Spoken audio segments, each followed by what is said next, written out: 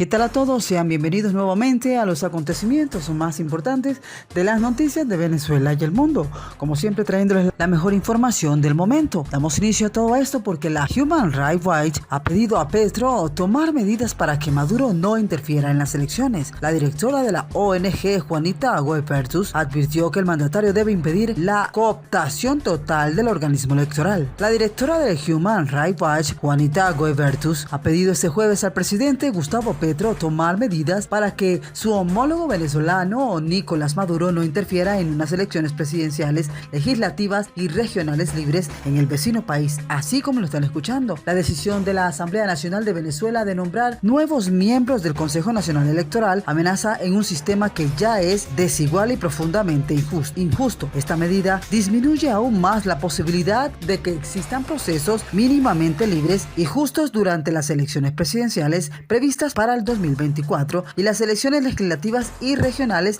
en el 2025, se lee en un comunicado de la ONG. Recuerda que la Human Rights Watch que el pasado 15 de junio el presidente de la Asamblea Nacional, Jorge Rodríguez, dijo que reemplazarán a los 15 miembros del CNE de ese país, incluyendo a los miembros opositores que son parte de los 5 rectores principales. La decisión se produjo después de que 8 miembros del Consejo afines al gobierno renunciarán 5 antes del final de sus 7 años de mandato, dejando así los nuevos nombramientos en manos de la Asamblea Nacional, controlada por el gobierno de manera inmediata. La Asamblea nombró una comisión preliminar de 11 miembros que inicialmente se hará a cargo del proceso de sustitución de los miembros del Consejo. Casi todos los miembros de la comisión preliminar pertenecen al partido del gobierno, entre ellos se encuentra Cilia Flores, quien es la esposa del presidente Nicolás Maduro. Pone de presente la Organización de Derechos Humanos. Guevartus por ello advierte que las oportunidades de unas elecciones libres y justas en Venezuela ya pendan de un hilo, y esta maniobra puede destruir cualquier posibilidad de un proceso justo. Los líderes regionales con acceso a Maduro, en particular el presidente colombiano Gustavo Petro y el presidente brasileño Luis Ignacio Lula da Silva, deberían tomar medidas para detener esta maniobra si realmente les preocupa buscar un retorno de la democracia en el país de Venezuela. El CNE de Venezuela está compuesto por 5 miembros principales y 10 suplentes.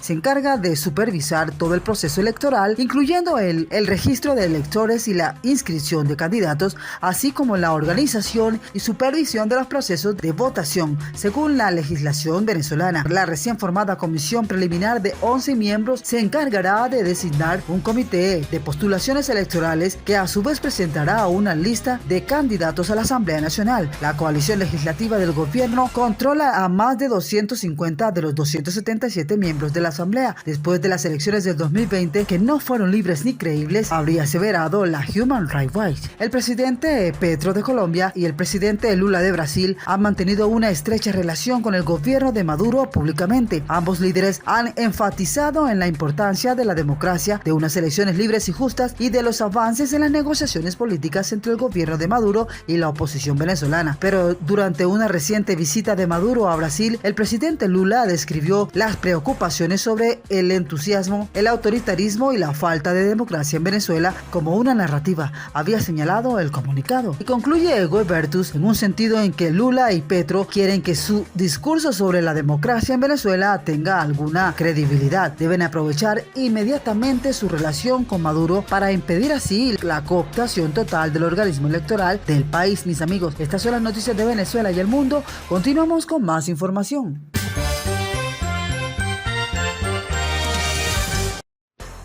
Bien, mis amigos, y continuando con más noticias internacionales, esto es urgente porque la Fiscalía habló con Armando Benedetti y confirmó que denunció graves amenazas de muerte. Lo volverán a citar por supuesta financiación ilegal de la campaña de Petro. El saliente embajador de Colombia en Venezuela, quien fue mencionado en los audios revelados en exclusivo a un medio de comunicación sobre la financiación de la campaña de Gustavo Petro, no asistió a la diligencia que estaba programada este viernes en la Fiscalía. El saliente embajador de Colombia en Venezuela Venezuela, Armando Benedetti, no asistió a la diligencia que estaba programada para este viernes en la Fiscalía General en la investigación que se adelanta por la financiación de la campaña de Gustavo Petro en el 2022. Benedetti, por medio de su defensa, aseguró que se acogía a su derecho a guardar silencio. Igualmente advirtió que ha recibido amenazas en su contra que le hacen imposible declarar ante los fiscales que adelantan el caso. Por eso, el hasta hoy embajador anunció que interpondrá una denuncia por el delito de amenazas, tan pronto recopile elementos de pruebas suficientes para soportar así el tipo de intimidación que ha recibido. Frente a toda esta situación, le pedirá a la Unidad Nacional de Protección y a la Policía Nacional que mejore sus condiciones de seguridad para él y para todo su núcleo familiar. Por estos hechos, la diligencia es la que se espera escuchar en la declaración de Benedetti por la financiación en la campaña será programada. El embajador fue vinculado a este caso luego de que un medio de comunicación asegurara que la plata obtenida en la costa no provenía de emprendedores tal como habían hecho creer. Yo tengo unos indicios por los de Nicolás Maduro. Yo siempre he tenido unos indicios muy graves de lo que está pasando cuando sale la denuncia contra él. Yo empiezo como a armar el rompecabezas. Viajó a Cartagena la semana siguiente y preguntó qué fue lo que pasó y me echaron unos cuentos. Habría revelado en aquella oportunidad Benedetti, quien también está salpicado en el escándalo de las interceptaciones telefónicas. Un medio de comunicación habría conocido unos polémicos audios que Benedetti le envió a Laura Sarabia, la ex jefa del gabinete del gobierno. En estos expuso la información sobre la campaña presidencial de Gustavo Petro, un man que hizo 100 reuniones en campaña política, un man que se consiguió 15 millones y ahora que busque toda la plata y tú lo sabes más que nadie, para que se fuera a los hoteles, para que viniera acá y todo lo demás, habría expuesto en uno de los audios. El saliente embajador ratificó en la entrevista a un medio de comunicación que ayudó a conseguir 15 millones de pesos para la contienda. En primer lugar, indicó que no podía decir de dónde provino la plata de la costa caribe para la campaña presidencial actual, debido a que tenía que aclarar lo que pasó. Del mismo modo, señaló que tenía indicios de que Nicolás Petro, los cuales serían graves por lo ocurrido. Benedetti recordó que cuando el hijo del presidente fue denunciado por las irregularidades, él empezó a armar el rompecabezas con todo lo que había ocurrido en ese tiempo, especialmente con el dinero obtenido para la campaña que no provenía directamente de emprendedores. Así como lo están escuchando, mis amigos, estas son las noticias del momento. Continuamos con más información. Y continuando con información internacional, ¿por qué era tan difícil encontrar al sumergible Titán desaparecido en el Atlántico cuando iba a explorar el Titanic? El clima, la poca visibilidad, la oscuridad de la profundidad del mar son algunas de las dificultades que enfrentan los equipos de rescate que desde el domingo buscan el sumergible Titán, al que ya le quedan pocas horas de reserva de oxígeno. Y la pregunta que se hace entonces, ¿por qué implosionó Titán, el submarino que no se logró encontrar en el mar? El vehículo, que se encontraba a más de 4.000 metros de profundidad, no lograría aguantar tal presión por la cantidad que tendría de agua encima. Así como lo están escuchando, la razón por la cual el submarino Titán no aguantó lo suficiente para ser rescatado, si bien es cierto que el oxígeno que le quedaba al vehículo era de 96 horas, hay quienes aseguran que la máquina pudo implosionar antes del tiempo comentado y esta es una de las posibilidades más latentes de la tragedia. La principal y el factor más importante es el nivel de profundidad del mar en el que se encuentra, debido a que por cada centímetro que el cuerpo descienda, en palabras entendibles, el peso del océano aumenta. Es decir, el vehículo, que se encontraba a más de 4.000 metros de profundidad, no lograría aguantar tal presión por la cantidad de agua que tendría por encima. El siguiente video estaría explicando de forma más técnica lo que sucede con el submarino e incluso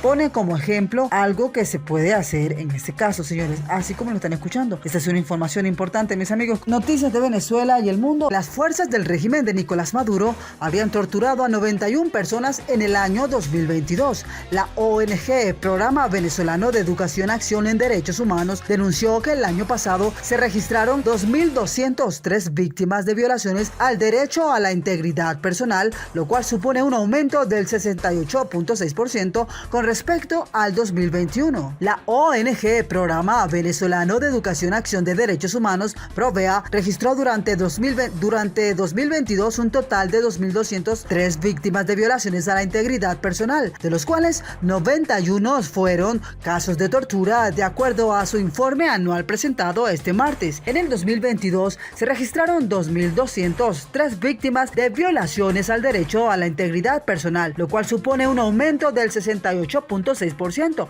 con respecto al año 2021. 91 personas fueron víctimas de tortura, de los que 2 perecieron a causa del daño ocasionado, señaló la coordinadora de investigación de la ONG, Lizeth González, en la presentación del balance anual. Asimismo, dijo que la mayoría de estas personas son víctimas de tratos crueles, inhumanos y degradantes en las cárceles venezolanas. Las condiciones de reclusión no solo de los presos políticos, sino de todos los presos en el país, generan este patrón masivo de violaciones de derechos humanos, habrían añadido. La ONG también exhortó a las autoridades a extremar los esfuerzos y destinar el máximo de recursos necesarios para garantizar condiciones de reclusión digna. El irrespeto a la dignidad humana derivado del hacinamiento carcelario, las malas condiciones de reclusión, sanciones disciplinarias abusivas, falta de atención médica, ausencia de alimentación adecuada y agua potable y carencia de recursos para atender las necesidades básicas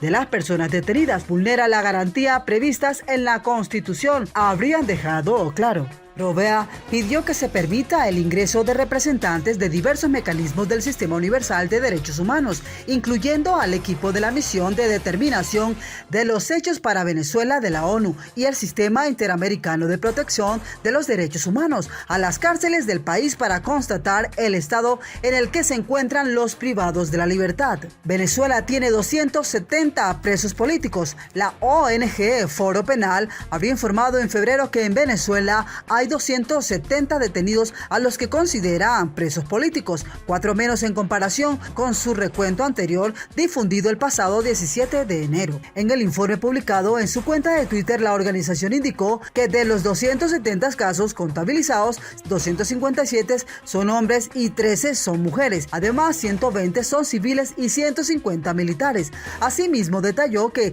del total, 116 han sido condenados y 154 aún esperan por la sentencia de un tribunal. Según el Foro Penal, se han registrado 15.777 detenciones políticas desde el año 2014 y además de los llamados presos políticos, más de 9.000 personas siguen sujetas arbitrariamente a medidas restrictivas de su libertad.